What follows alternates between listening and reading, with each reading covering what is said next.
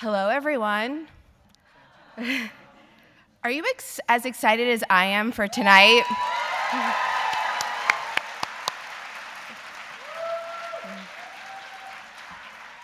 Welcome to the 92nd Street Y. My name is Jennifer Schutzman. On behalf of everyone here at 92Y, we are thrilled to have you here with us.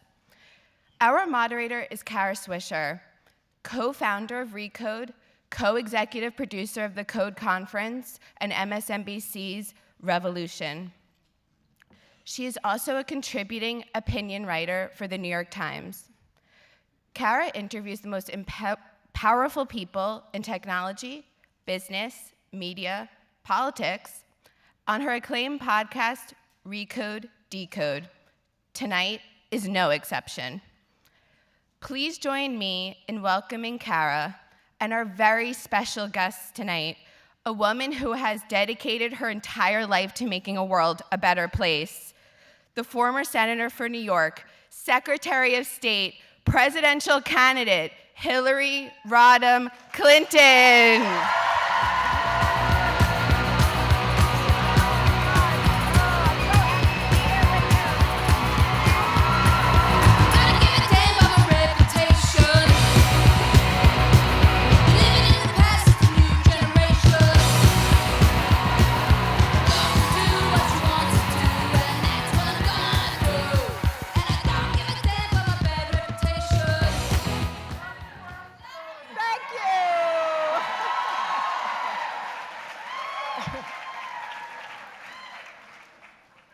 Hi, is it your birthday?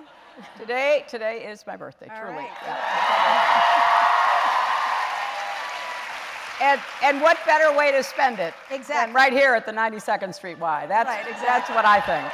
So you told me backstage your grandchildren Matt are angry at me. Yes, they are. Okay. Yeah. Because you left a party. I did. Yeah. I did. They put on a little party for me. It was, yeah, exactly. It was so sweet. And sort of made a cake. Actually, they decorated the cake. And we played a game or two. And then I said, well, I have to go. Why? Why, Grandma? Where are you going? I said, I have to go talk to Kara Swisher. That's why. So I'm happy to be here. Good. And, All right, we have a lot we've got a lot to get through. And a lot to talk about. We do. Hillary and I met yesterday to talk a little bit about what's going on today, and there's a lot in the news. There's so much happening. So much happening. I mean, really. We're gonna go from topic to topic to topic. Oh. Questions from the. Are you okay? Yeah, All right, I'm getting ready. So this is the third interview we've done. We did one way before the election. Mm-hmm. That's true. We did one right after the election. Right, spring of 2017. Right after, and then now. Exactly. So third time's a charm. Yes. And what I was saying to Hillary backstage is every time Mark Zuckerberg talks to me, it ends in disaster and tears for Mark Zuckerberg. You're welcome. I'm not hiding anybody's data, so I'm in exactly. good shape. We're gonna So I'm going to start with the news of today. Yeah. The bomber. So today, this guy Cesar, and I don't care what his name is, had this on his car. Right. With you with a target. Right. On it. Other people, lots of people with a target, and then part of the thing said this message was approved by Donald Trump. I know. Oh, yeah, you're right. What a surprise. So let's talk about that. About what's going on, how you feel about this. Now, you got a pipe bomb delivered to you at your home. Talk about that. Well, first, I want to just express my total gratitude to the Secret Service, the FBI, law enforcement, across the country. You know, the fact that this man has been apprehended and there is apparently a very credible, strong case against him speaks volumes about how professional and focused our law enforcement happens to be. And of course, when there's a bomb involved, you have to have an extraordinary level of calmness and just focus to be able to deal with that. And I am incredibly impressed and appreciative as someone who, as you say, was a target of this kind of alleged, purported attack. Look, I think we're living at a time when the atmosphere is so volatile, filled with vitriol. We have a president who engages in reckless rhetoric all the time that aims at demeaning, demonizing all kinds of people. He whips up the crowds that come to see him, and it's almost an addiction relationship, that we've got, him up there just urging them on, they chanting and giving back what he needs, I guess, to make himself feel, strong and important. And it's tragic, but it's also really dangerous. So and that is an example of the danger because, look, this man, if he is the person, which appears to be, he is responsible for his actions. But we do know enough about demagogues in history to know that when you engage in that kind of action and rhetoric, as we're seeing from the highest office of our country, aided and abetted by a huge echo chamber, there are people, this guy has a criminal record, there are unbalanced people. Look, I remember when the young man in North Carolina got in his car to drive to Washington, D.C. with his AR-15 to liberate the children allegedly held in the basement of the pizza parlor. That you ran. Oh, that I ran, of course, yes. And you know what? There was no basement and no children. But he did shoot up the place. But there's excellent pizza there. There is. It's a great place if you're ever in Washington. So when you use the word demagogue, Trump to you is a demagogue. Absolutely. And when he is doing this, like today, the reaction, how did you react to his reaction to Look, he's just, to me, he just goes through the motions. At moments like that, when you really need a president who unites the country, somebody on his staff sticks a paper in front of him or words on a teleprompter, which he's then told to go out and recite. He does it in a begrudging, not very convincing way. And then he just waits for the chance when he can get into one of his rallies again or have any kind of audience that he can unleash himself. Madeleine Albright wrote a book earlier this year called Fascism, a Warning. And I really recommend it because I'm not only a huge admirer and friend of hers, but her perspective as someone who had to flee Czechoslovakia twice, first from the Nazis, then from the communists, is something Americans need to be reminded of. And she has a quote in there where Mussolini, a demagogue, an authoritarian, who used that kind of rhetoric, who inflamed the passions of thugs on the street, who beat up, intimidated, and eventually murdered political opponents, members of the press, and the like. Mussolini says, when you pluck a chicken feather by feather, nobody notices. Well, I think we now notice. How can we not notice? Well, except that day by day, it's a different thing. Last month was this, then there was that. There's been about 6 things in a row. So when you're talking about that, where do you think it's going to lead? It depends upon what happens in this election. I have never been surer in my life that an election is consequential for literally the future of our country. Look, if I had lost to kind of a normal Republican, like who? Yeah, what's a normal Republican? Yeah, well, I'm not naming any of them. They'll be, they would be too, nervous about that. But but somebody with whom I disagreed with on everything, like I have in the past, I wouldn't be happy. But I do remember after 9/11, and those of us in New York have special reason to remember. George W. Bush went to an Islamic center, and he spoke to the people there, and he spoke to the people of our country, saying, this is about terrorism and terrorists. It's not about, law-abiding people who we live with in our neighborhoods and our communities. Can you imagine that happening today? I can't, because we've seen no evidence that it could, or if it did, again, it would be begrudging, unconvincing, and then out the door and back into the crazy stuff that we hear all the time. So look, this election now 10 days away will determine whether we actually have workable checks and balances to hold this administration accountable. In the absence of that, winning the House, maybe winning the Senate, I really do fear as to what will be next, what kinds of behavior and action we might see from him. So do you fear? Because you are I fear for the country, yeah. What about yourself? No. Because you are their favorite person to talk about, Well, locking you up, hurting you, right. bombing. Yes, well, you know. I'm sorry, is that not frightening to you? No. And I'll tell you, I mean, yeah.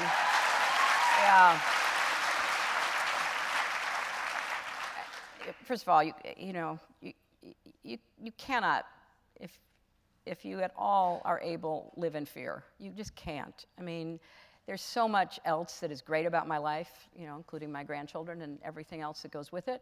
So I saw what they said about me. I saw the T-shirts they were selling. I saw the mugs they were selling. I saw the bumper sticks they were selling at their convention. Mm-hmm. I'd never seen anything like that. I mean, it really did go far beyond the bounds of political disagreement. A lot of it was just plain old-fashioned sexism and misogyny. And I realized that I,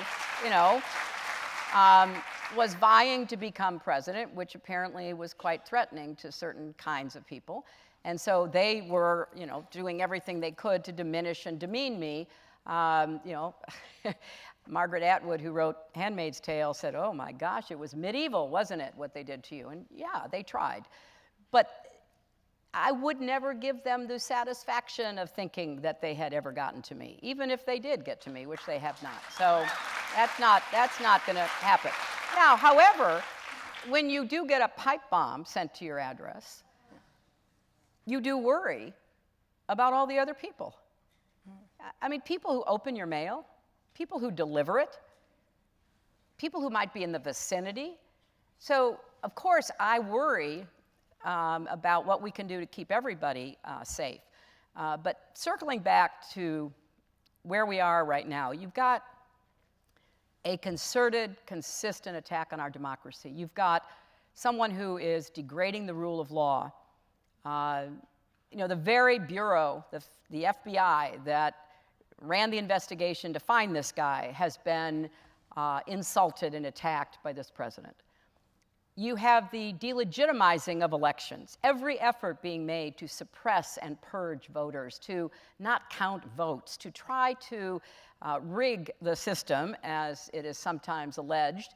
But clearly it's happening in places like Georgia as we speak, where if there were a free, fair, transparent election, I am confident Stacey Abrams would be the next governor of the state of Georgia. So when you're in this situation, what do you imagine is going to happen next if this election doesn't go that way?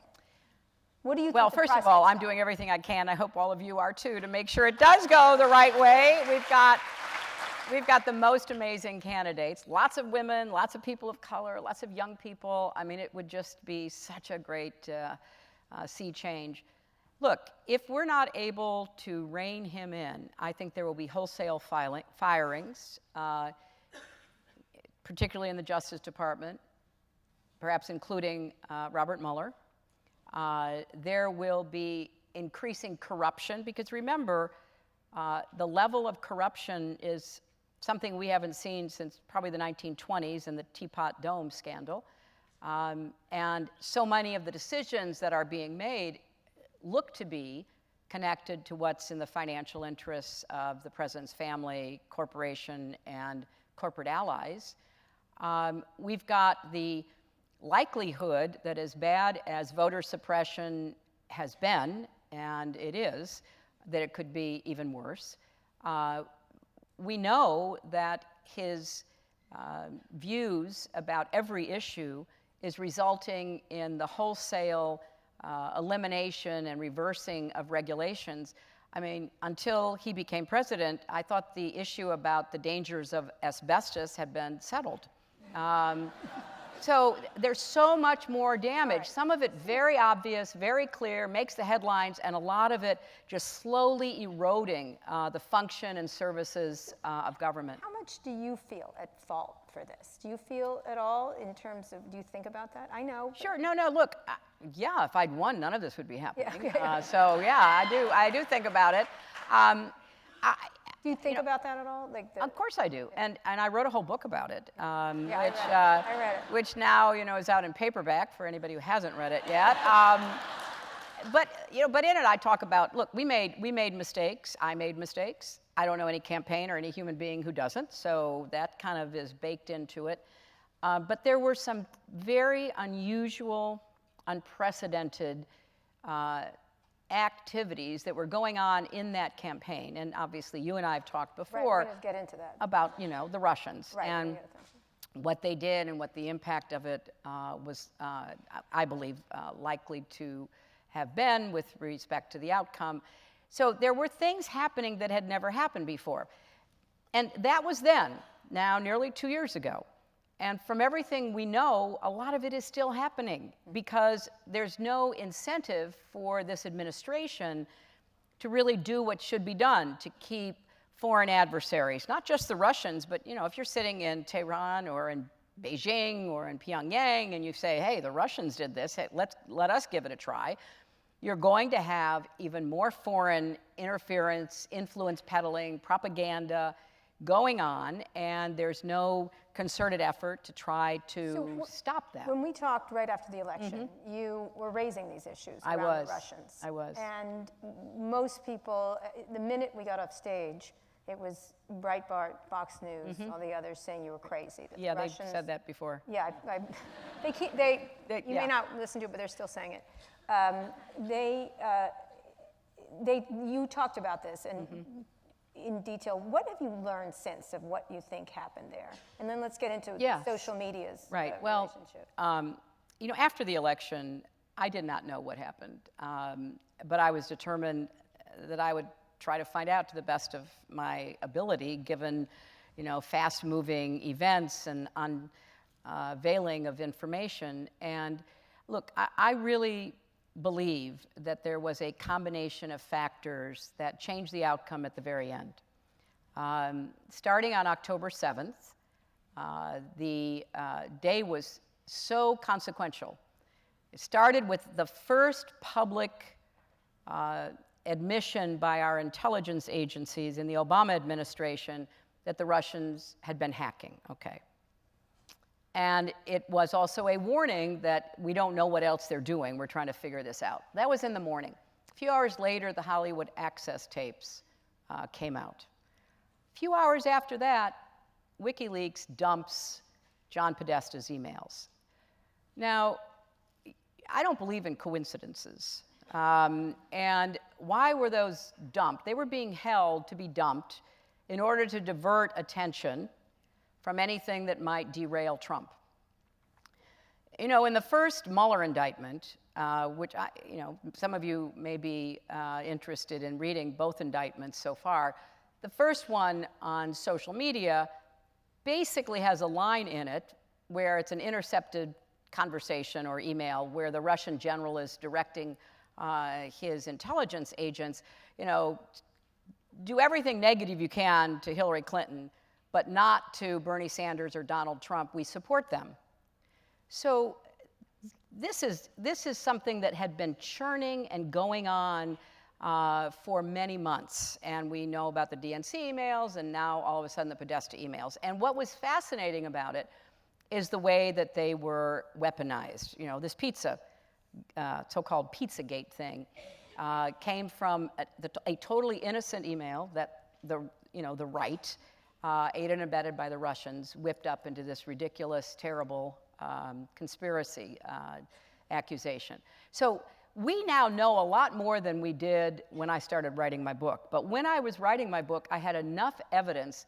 The Russians, the suppression of votes, which was particularly obvious in a state like Wisconsin, sexism, misogyny, there was enough evidence to be able to make the assertions that I made in the book, because when I came to talk with you in the spring of 2017, I hadn't finished the book. Right.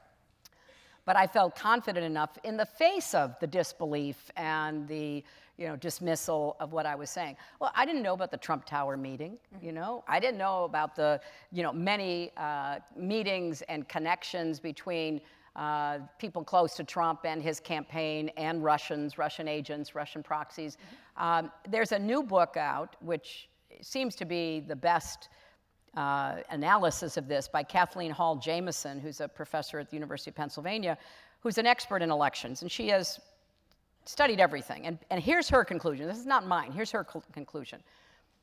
The manipulation of social media certainly changed people's minds. I mean, you would not invest money and effort, a huge intelligence operation coming from Russia, the role that Cambridge Analytica played, all the rest of that, unless you were hoping to change some minds on the margins, a couple thousand here, a couple thousand there. And then the hacking, and then the use of the WikiLeaks, obviously, was another big factor, which she actually thinks was even more consequential. And then, of course, October 28th, we got this, surprise from Jim Comey, which devastated me. And then a few days later, he, on a Sunday afternoon, does a little, two-line email, just kidding, basically, nothing there, right, which didn't do me much good. So this all happened. So when I talk about what happened, I'm not just looking backwards. I'm trying to say the Russians are still in our electoral system. We know that media and other sources of information are being manipulated. We understand that. Let's do something about it, because we can't afford this. Before we do it, one of the things you talk about is social media. You're not on Facebook that much, I guess. No, not too much. Yeah, okay. Yeah. Talk to me about that, the idea of what they've done. They, Sheryl Sandberg was a big supporter of you. Yeah. A lot of Silicon Valley was. Not as much as Barack Obama. It was interesting. How do you look at those? What is their culpability in this from your point of view? Well, I mean, you're really the expert on this, Kara, and the stuff that you write and the lines you connect is really informative to me. I think that what happened is a very clever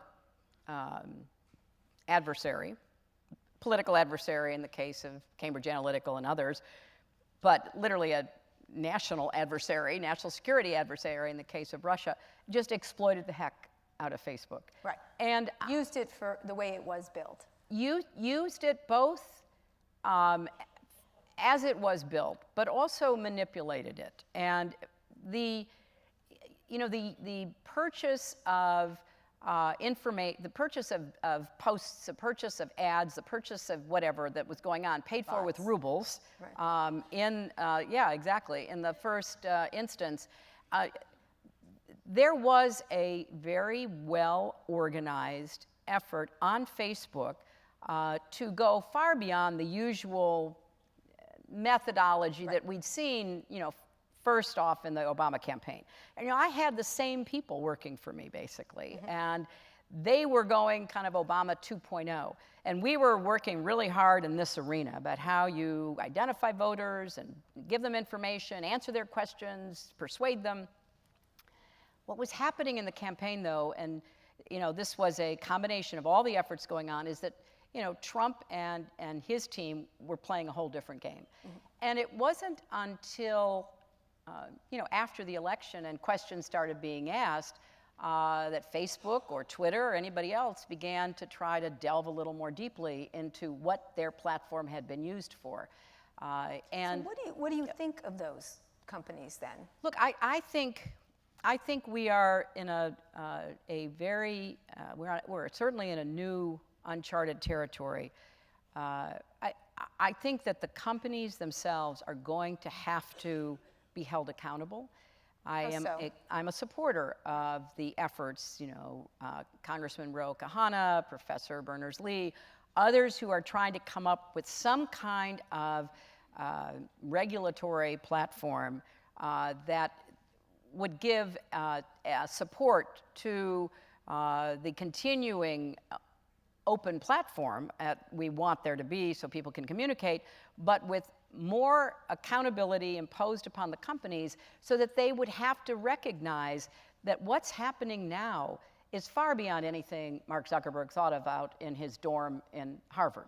You know, when you have the military in Myanmar using Facebook to stoke genocide against the Rohingya, that is not something that is going to bring people together and create community. Just the opposite. It is being used for the worst kinds of political purposes. And now, you know, Facebook just admitted Iran has, you know, taken a page from the Russian book, and they're in there trying to figure out, okay, how do we sow discord? How do we create divisiveness within America? I mean, what I want people to understand is, yeah, it might have been most apparent to us for the first time in the 2016 election, but our adversaries play a long game. And part of their long game, and this is part of Putin's whole worldview, is to cause as much divisiveness within the United States, pitting groups against each other, creating, as they did during the campaign, phony demonstrations and really aggressively negative advertising in order for people to kind of get off balance and to walk away from our democracy. Have you seen Mark or Cheryl since the election?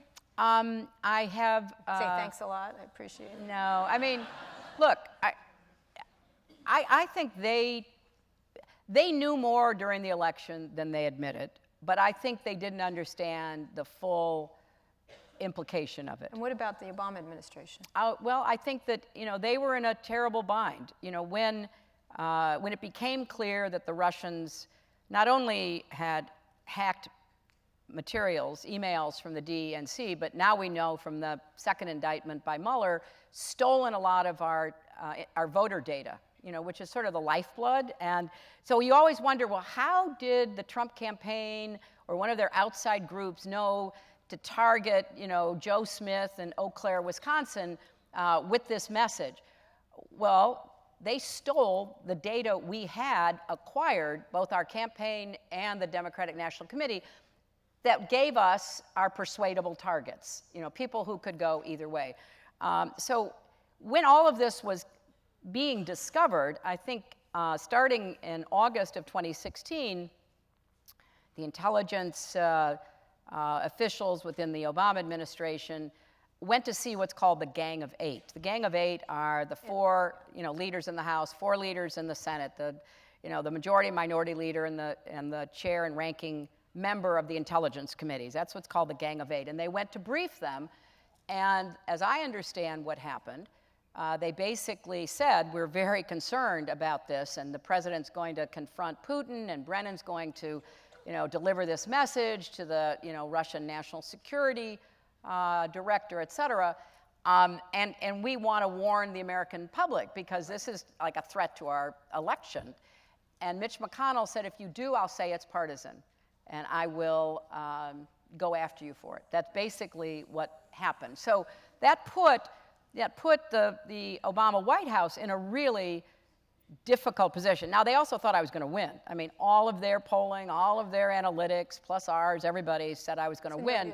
So I think that their thinking on this, which I really, you know, I can't help but understand how difficult the problem was what do we do? I mean, you know, McConnell does this, which he's fully capable of doing, as we have seen, since, no line cannot be crossed in order to undercut our democratic norms and the regular order of the Senate. So I think they just decided that they couldn't do it. Now, there was some effort to try to get out to the rest of the world. Harry Reid wrote a letter to Jim Comey saying, if you know things about what's happening in the election, you owe it to the American people to tell them. But the trade-off they faced was a difficult one. I wish they could have figured out some way to try to, because we were trying to get as much information as possible, and we didn't know what they knew. That was not within our purview. So are you worried? I want to get to the 2020 elections, some other issues. Are you yourself worried about these elections now with the continue? Well, I'm worried because even the intelligence officials in the Trump administration are worried. I mean, they went, you know, you had the Director of National Intelligence and Homeland Security and, you know, the CIA, everybody came to the White House briefing room a couple of months ago and basically said the Russians are still in our systems. Now, they were trying to talk to the guy who lives at the White House. And they did it by hoping that, you know, what they said would be on Fox and Friends so that he would actually, you know, see it and maybe, you know, think about the country. So if they're worried about it, and Dan Coates, who's a very, National you know, Security. he's a Democrat, he's a director of national intelligence. He's a very thoughtful, smart guy. He basically said, yeah, the light is blinking red. Now, I don't know how much more specific you could be. So the Russians are in. How far are they in? What are they prepared to do? For whom, since Trump is not on the ballot? Well, we know they got into voter registration databases.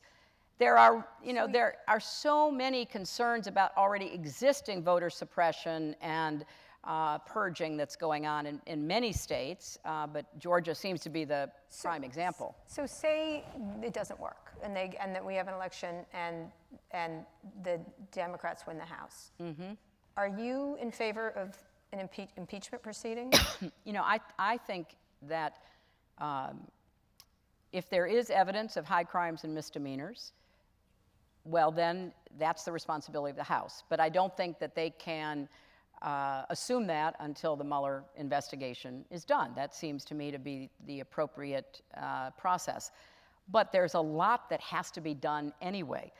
Every single committee has to do investigations and hold hearings about what is being done in the agencies as they attempt to turn the clock back. And it's not just turn the clock back on the Obama 8 years, it's literally turn the clock back a half a century. You know, really trying to just rip the guts out of the civil rights enforcement and all kinds of other important matters like the environment, climate change, whatever we know is important, they have it under their thumb right now. So a House under a Democratic leadership, I think, will have to come with a positive agenda. We need to reinstate the Voting Rights Act. We need to do a whole lot of other things, deal with campaign finance reform and the like, and begin to do a lot of investigations. And they've got to get off the dime quickly so that they can start reporting to the American people about it. And the final thing on this whole area is, you know, when Mitch McConnell said the other day that they were likely going to look to Social Security, Medicare, and Medicaid because the deficit and the debt have exploded because of their very, I believe, irresponsible tax cut. You know, you've got to do both offense and defense. And people need to know before they vote on November 6th that the Republicans will come right after your Social Security and your Medicare and your Medicaid. I saw that after Bush won his second term. As soon as he won, they began going after Social Security, Medicare, and Medicaid, and we had to, you know, really stop them from being successful. So you seem rather passionate. I am really. Well, yes, I am. So, we're going to talk about 2020 in a minute. Do you want to run again? No. Wait. No. That was a pause. Well, I'd like to be president. Okay. Look, I think, hopefully, when we have a Democrat in the Oval Office in January of 2021, there's going to be so much work to be done. I mean, we have confused everybody in the world, including ourselves. And we have confused our friends and our enemies. Right. They have no idea what the United States stands for, what we're likely to do, what we think is important. So the work would be work that I feel very well prepared for, having been in the Senate for 8 years, having been a diplomat in the State Department. And it's just going to be a lot of heavy lifting. So are you going to be doing any of that lifting? Do you feel like? Oh, I have no idea, Kara, but I'm going to, you know, I'm not going to even think about it until we get through this November 6th election about what's going to happen after that. But I'm going to do everything in my power to make sure we have a Democrat in the White House come January of 2020. And who among, we're gonna talk about your role in that in a second, but who among them are you interested in? Well, you know, I know everyone who's running or thinking of running or possibly running. But you know, there's always that period between, hey, that sounds like a really good idea, and then trying to actually think it through, see if it is the right thing for you to do, see if you can raise the money, all of the questions that go into it. So I'm not going to handicap the race before anybody actually gets into it. I think we'd have a number of excellent candidates who would be really formidable on the campaign trail, but let's wait and see who it is. I mean, we may have as many as 15, 20 candidates, and Right. you know, that's a big group to try to sort itself out. And I'm just going to wait and you know, watch it happen. Do you have anyone you're particularly interested in? No, I'm you know, there No, are a number of excellent potential candidates. You know, look, this, first of all, if we don't win on November 6th. I'm going to start naming names and see what you're feeling. No, oh, okay, if you want to. But all right, I will. But if we okay, don't no, win, I'm going to. can I'm I? going to start. Okay. But if we don't win on November 6th, honestly, I mean, I know this sounds far-fetched, but this administration, if they continue to control all branches of government, and they have been stocking the courts with ideologues, you will find that it will be much more difficult to run. And people who have never had to face the fire, once they get out there and they start being the target of the vitriol and hatred that comes against anybody who criticizes Trump, you know, that's going to cause a number of people to do a bit of soul searching. So I think we've got to give everybody who is thinking about it, or even people who wake up on November 7th and start thinking about it, we've got to give them, you know, the space to make what is a really serious calculation, depending upon what the political situation is. Can we talk a little bit individually, and then I want to get to Saudis and some. Warren. What? Warren, Elizabeth Warren. Oh, Elizabeth's a great, you know, she's running for re-election. She's obviously going to be re-elected overwhelmingly, and she's got a great message. She's got a great, you know, passion for the fight to restore the middle class. I mean, if she decides to run, she'll have a lot to say. Bloomberg. Well, you know, I think Mike Bloomberg becoming a Democrat should at least suggest he's thinking about it. Yeah. And I had the same thought. yeah, I mean, great minds and all of that. I Yeah. think he is, you know, he has overwhelming resources, but he also, you know, has a real interest in running things and making them work better. And, you know, he'd have to get out there and persuade Democrats that he was actually in the primary to be the Democratic nominee. But if he gets out there, I think he'll have, you know, a lot to contribute. Let's see, Kamala Harris. Kamala is a fantastic, you know, human being, as well as a terrific senator. And she, you know, she just brings a whole very fresh and open approach to a lot of these issues that she cares deeply about, that she's worked on as Attorney General, as a prosecutor before that. And being from California is a big deal, because the California primary will have by far the largest number of delegates. So, you know, the politics and her obvious interests in these important issues would stand her in good stead. Okay. Oprah. You know, look, she's an icon, and she has said she's not interested, and really, Yeah, I don't believe her. You don't believe her? Well, then I'm teasing. I believe her. you believe her. You do believe her. Well, I believe her because I mean, she's got almost the perfect life right now. You know? Right. And she has. I'll tell you a story that is kind of related, although a little off topic. So, when Aung San Suu Kyi, who I got to know quite well when I was leading the opening of the United States to actually go back into what was then called Burma, Myanmar, you know, she was the human rights icon, the lady who had lived in house arrest, who had stood up for democracy in her country. And she and I had a really long couple of conversations about her decision that she was going to go into politics. And I said to her then, I said, you know, I can understand why you want to do that. You want to be part of helping to forge this democracy that you have fought for suffered for over so many years. But once you go from icon to politician, it will be a very different world that you will face. And the calculations, the thinking that you have to make as a politician oftentimes, pushes you to compromise, forces you to have to, ally yourself with people that you agree with 1 time out of 100. There's just a lot that goes into it. It is the making of sausage. So I think that Oprah is so smart. I think she would say, look, I can help influence the debate. I can be talking about important things, that we need to be a country that starts talking and listening to each other again, rather than getting into the political arena. So she wouldn't want to hang out with Sean Hannity, for example. Well, no Democrat likes to hang out with Sean Hannity. That's one of the problems. Yeah. The propaganda value that Fox provides to the Republican Party is incalculable. It is so incredibly important to their brand, to their messaging.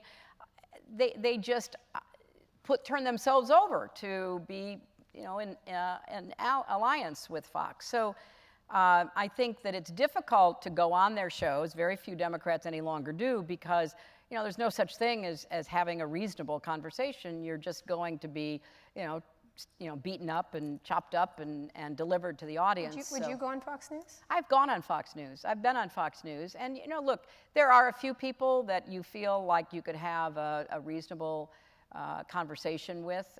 Sean Hannity is not one of them. Okay. But that would not be my recommendation to Oprah or anybody else, right? I would agree. I'm going to get off these things. I want to talk about you. I'm going to talk about personal things with you, and also, but running. One of the things that has happened, let's start with the political part. There's been a lot of articles. Hillary should shut up. Hillary should not talk. Hillary's got to go away. Right. What? Okay. but those articles are there. You know them. Oh, of course, yeah. What do you think of those? I think they're ridiculous. I got that. Okay. So what? Why? Where do they come? Where, from your perspective, they come from? Well, I don't know. I noticed that there were no articles telling Al Gore to go away, or John Kerry to go away, or John McCain, or Mitt Romney to go away. Mitt Romney is going to the Senate. That's where he's going. And so I don't really know. I think we could speculate, but I don't have any, any evidence or information. Please speculate. Let's speculate. Okay. Look, I think some of it, and I write about this in my book, some of it is just of the same category of the sexist behavior and sexist kind of talk around me and my campaign, but not only me. You mentioned a couple of my former, colleagues from, having been in the Senate. Elizabeth Warren's on the floor of the Senate delivering a speech against Jeff Sessions to be Attorney General, and she's reading from a letter by Coretta Scott King, who had doubts about Jeff Sessions years before when they wanted to make him a judge. And Mitch McConnell goes to the floor, and as the majority leader, he has certain prerogatives, and he basically orders her to stop talking because she is, attacking the character of a fellow senator. And she, as that's where the phrase comes, nevertheless she persisted, she kept talking, and then he ordered her off the floor. I never saw that in 8 years. And what was especially interesting to me, because I was watching it in real time, is that she left the floor, and a Democratic senator, a good guy, comes and reads the rest of the letter, and McConnell never says anything. Or Kamala Harris questioning in one of her hearings, and as a former prosecutor, she's really, going after the witness. It might have been Jeff Sessions again. And the chairman basically told her to, cease and desist, that she was being disrespectful.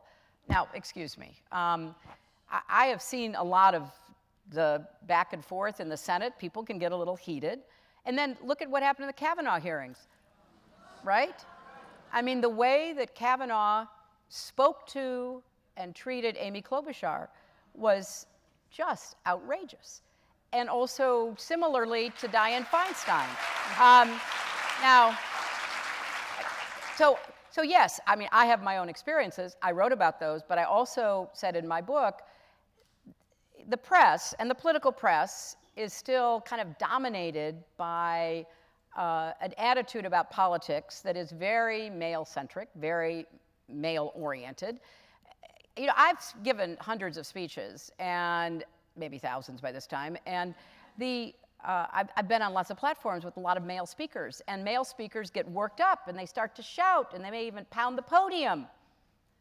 Well, all of a sudden, I'm the one speaking too loudly. I'm the one who is being criticized by the political press. So I think some of it is that really pervasive, persistent double standard that exists, and I regret that because it stands in the way of a lot of women being taken seriously and going as far as they can, and you have to persevere through it. You can't give in to it.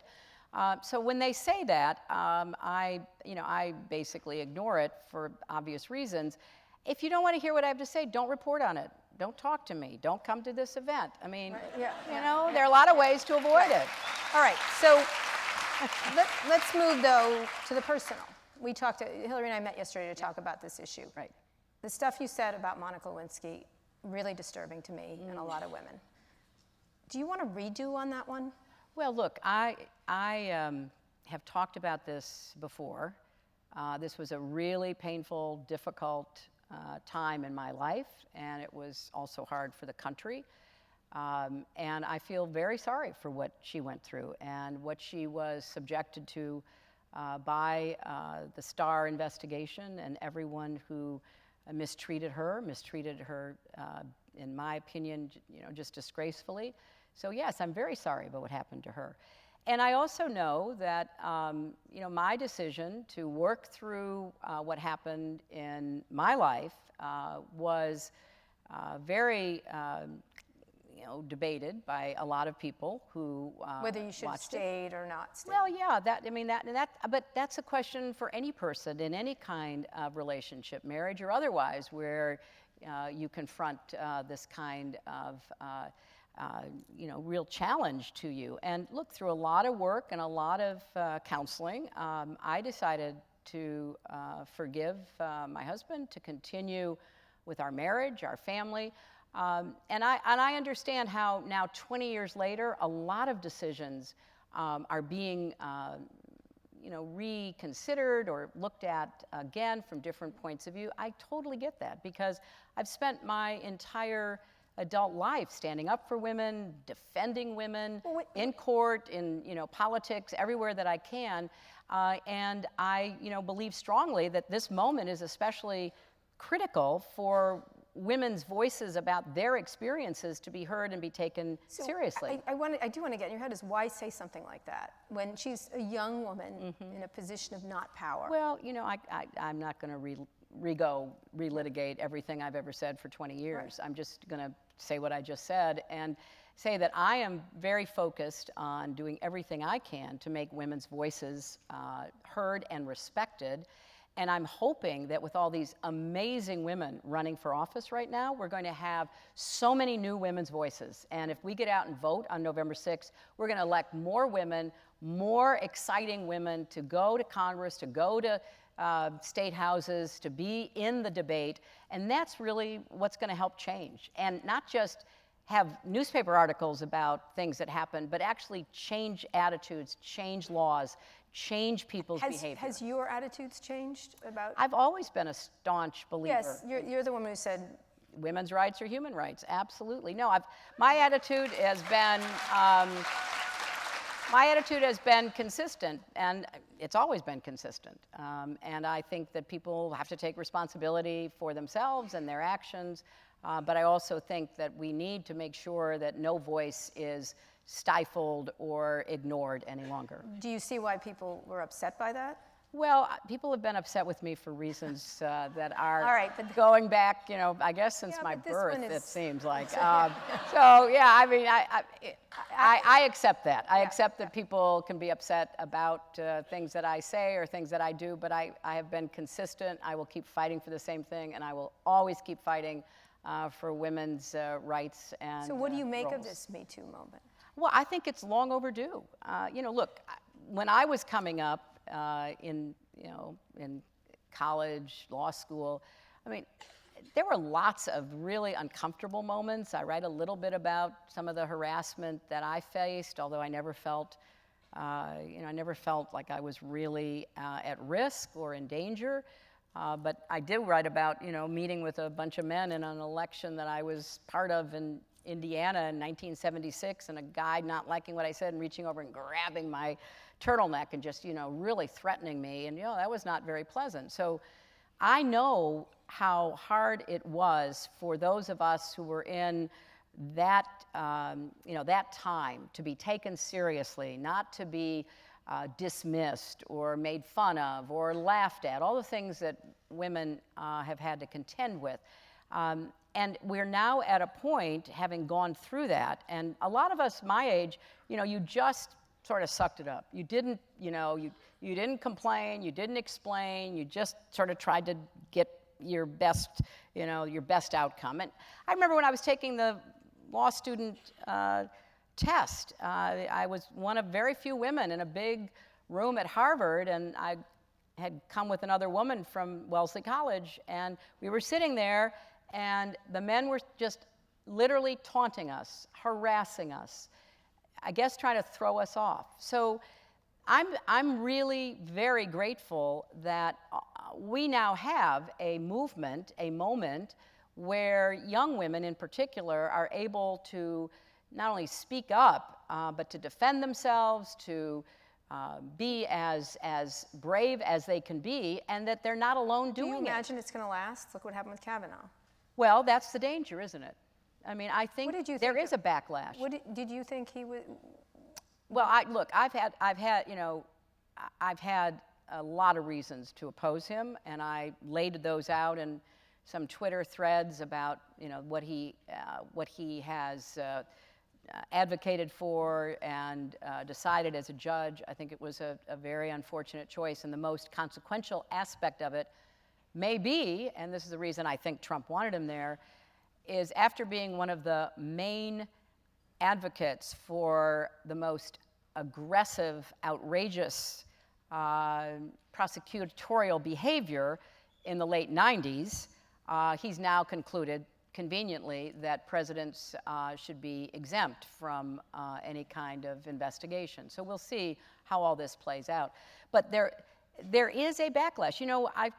At the end of it, I really thought, if you compare Anita Hill with her dignity, her stoicism, her integrity when she appeared and tried to do her civic duty to provide testimony, with Dr. Ford, who was, trying really hard to explain herself and to not go too far. She didn't want to overstate it, and she wanted people to understand it. You had two different kinds of approaches that women can take in presenting themselves, and they were both treated the same way.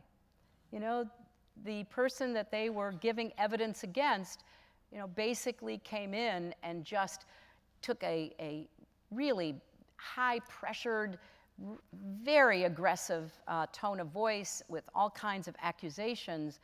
With Clarence Thomas, it was the high, tech lynching, and with Kavanaugh, it was a conspiracy, and everybody's against me.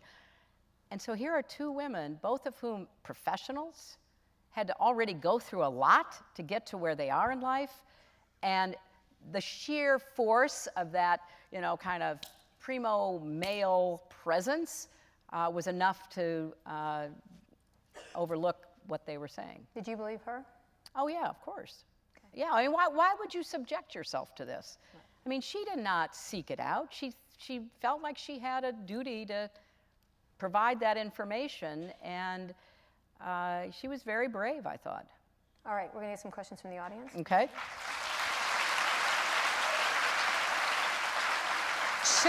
We talked about this yesterday. Should the U.S. end our relationship with Saudi Arabia?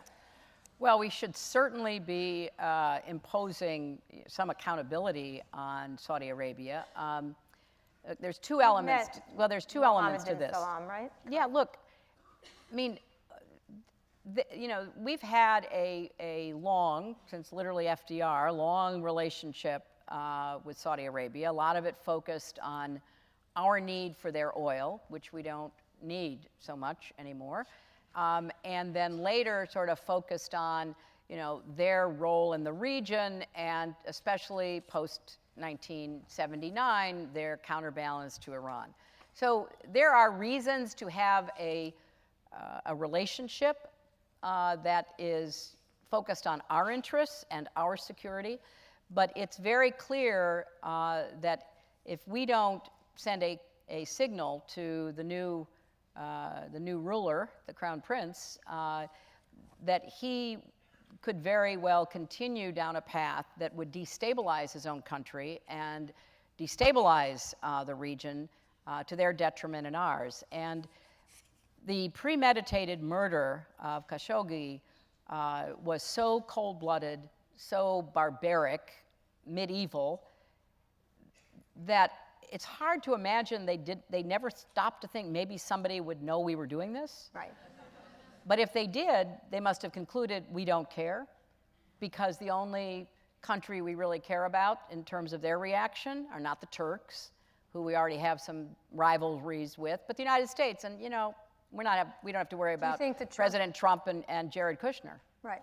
Do you think Jared Kushner signaled that to them, as some people? Well, we don't know all of the signaling that was done during the campaign nor in the immediate aftermath of the election. We're learning more about secret meetings in the Seychelles and efforts to try to have secret back channels to Russia and visits from representatives of Arab nations. So we know there was a lot of activity that I have to believe was meant to further the interests of the Trump family, and including real estate interests in this city, that were then taken to the next level with Trump making his first visit there and on from that. There are reports that Kushner may have shared American intelligence, or at least intelligence gathered by Americans, maybe from other sources, with Mohammed bin Salman, the Crown Prince. I don't know that to be a fact, but the very idea that it's being talked about is deeply troubling. Is he incompetent or competent? Oh, I think they always have a goal in mind. Mm-hmm. I think that they have a really weird idea about democracy. Trump's open admiration of dictators, his desire to be able to order people around, to go after his, quote, enemies, go after a free press, everything that he does on a daily basis, I think those views are shared by his closest advisors, and they're always looking for some advantage, and it could be an advantage for their own personal financial interests, it could be an advantage for how they see dominance and power, but it doesn't, as often as it should, which is all the time, correspond with our national security interests. Do you wish you had turned around at that debate and said, back off, jackass? Well, that was a physical evidence of it. Yes, I did think about it. What stopped you? I will tell you, it's something I've talked a lot about with my women friends who are in politics or used to be in politics. And boy, we've had some great conversations about it, because, the dilemma, and hopefully the more women we elect, the more women we have up on the stage, the more it won't be just one woman carrying all the water. You'll have a lot of different women, like men in politics, who come in all sizes and shapes and, ideological perspectives. So we talk a lot about it, and their common conclusion is, wow, that would have been really hard to do without looking either weak or angry. Yeah. And I certainly didn't want to look weak, since he was playing, the alpha male, and that was something that I know goes through the minds of voters, particularly Republican voters, particularly male voters. Like, is this person strong enough to be, commander-in-chief of the military and all of that? But also being angry. That's why I'm so glad there's these books being written by, Rebecca Traister and others who are talking about legitimizing women's anger, because right now it is still seen as an aberration or as threatening. So I'm just curious, what would you have said? I can stand behind you if you want. No, I would have said something like, back off. You're not going to intimidate me. Oh. And we're supposed to be here talking about the issues that matter to the American people, so quit your game playing and answer the questions, something like that. All right. Okay. That's a good one. So that sort of answers this question, what would you say to men? What do you wish we knew? Back off. Stop your game playing.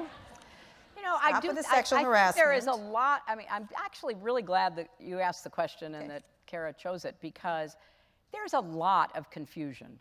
You know, I have two brothers. I had a dad who was a chief petty officer in the Navy during World War II.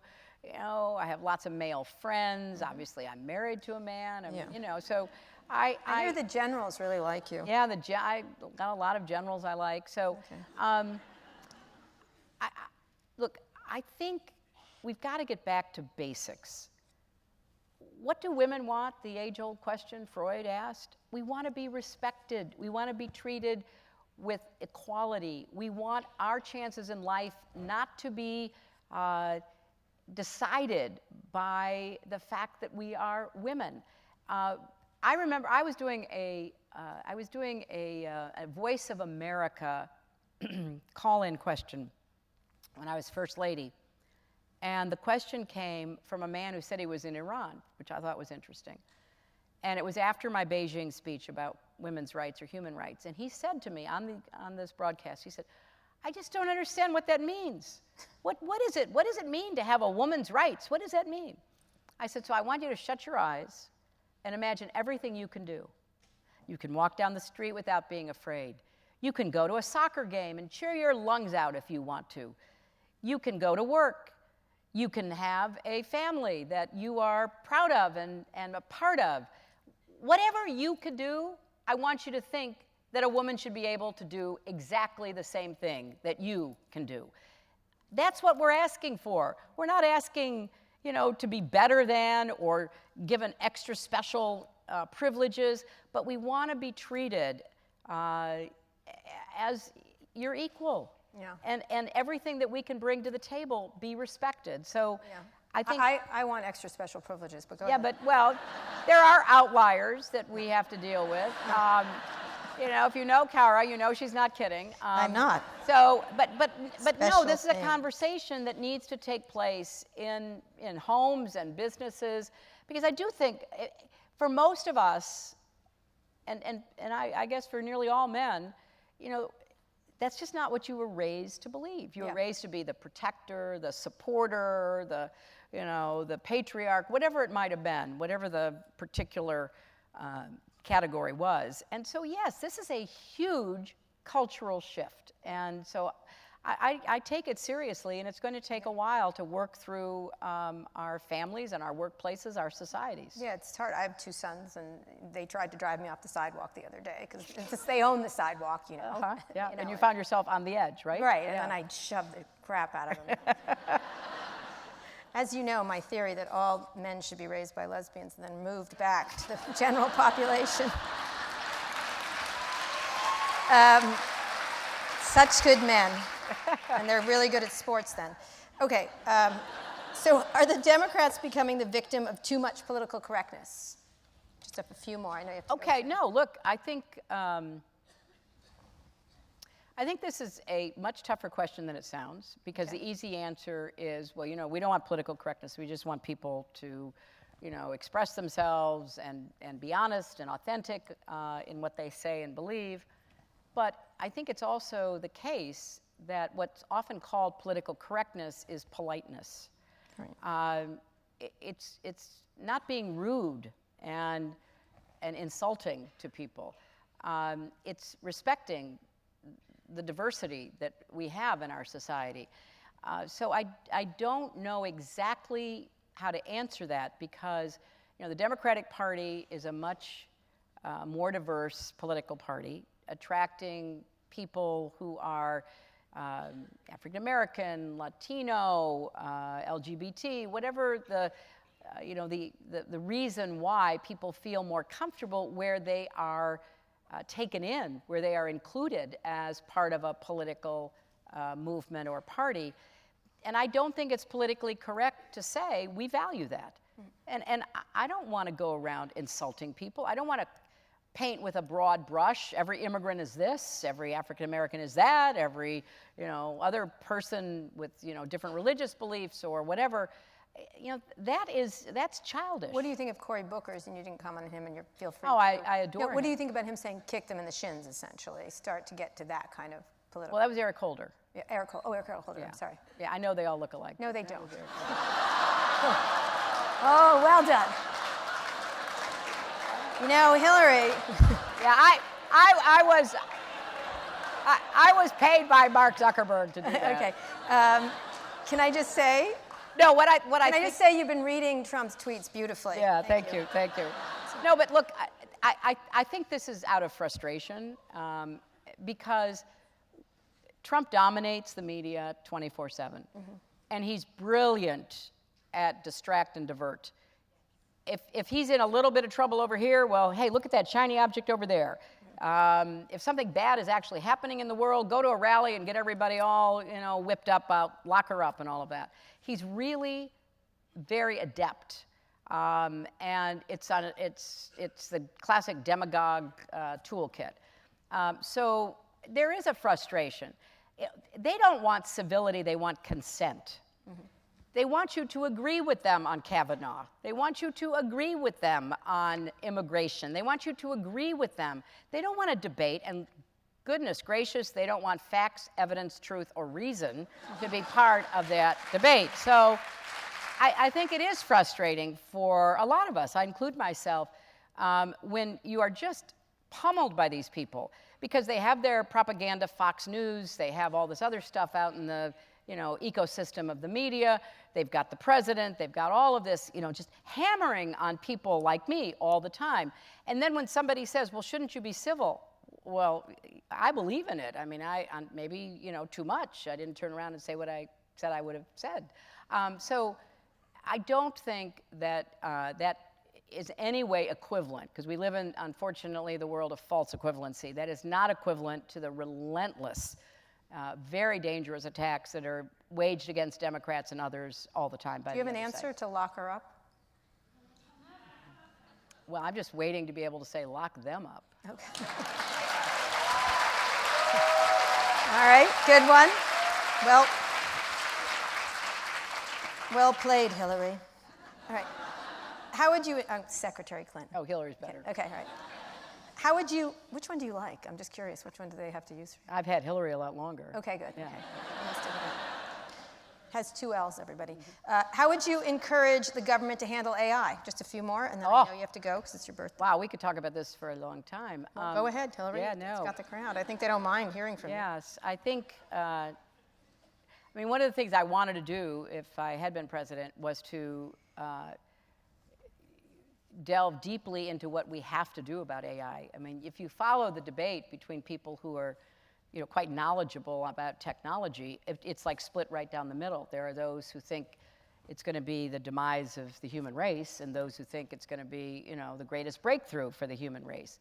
Well, we need to figure out, which is which, and are there plans we should make that would try to rein in some of the AI before it is unloosed on the world? Now, other countries are moving very fast ahead, China being the best example. I mean, China is currently creating the most intense surveillance system that's ever been created in the history of the world, using facial recognition.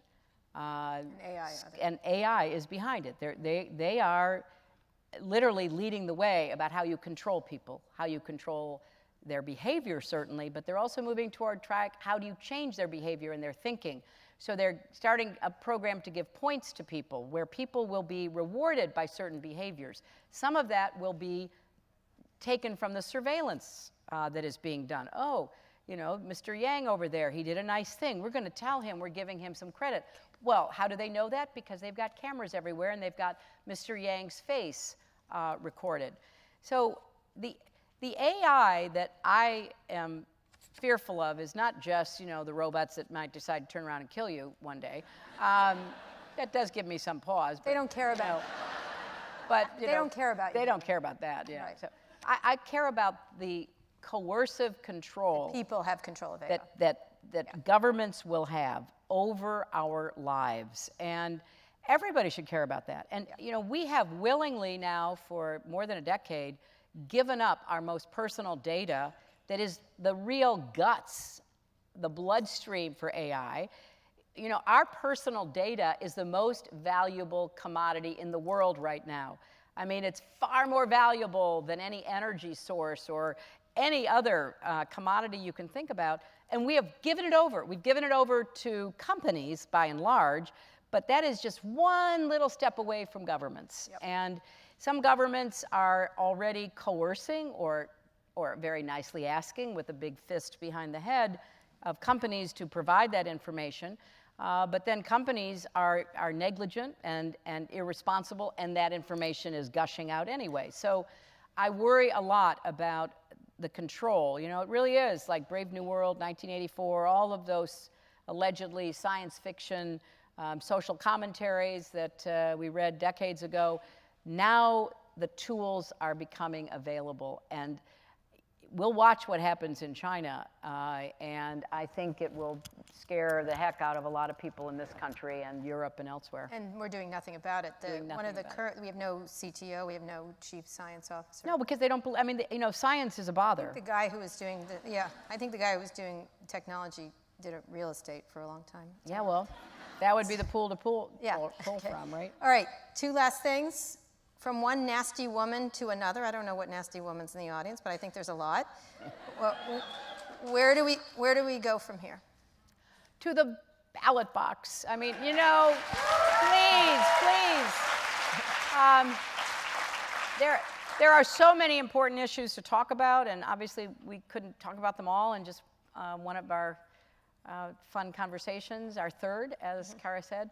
But everything depends upon this election, and I can't stress it too much. I mean, I know if young people voted at even half the percentage that people over 65 vote, this country would look very different.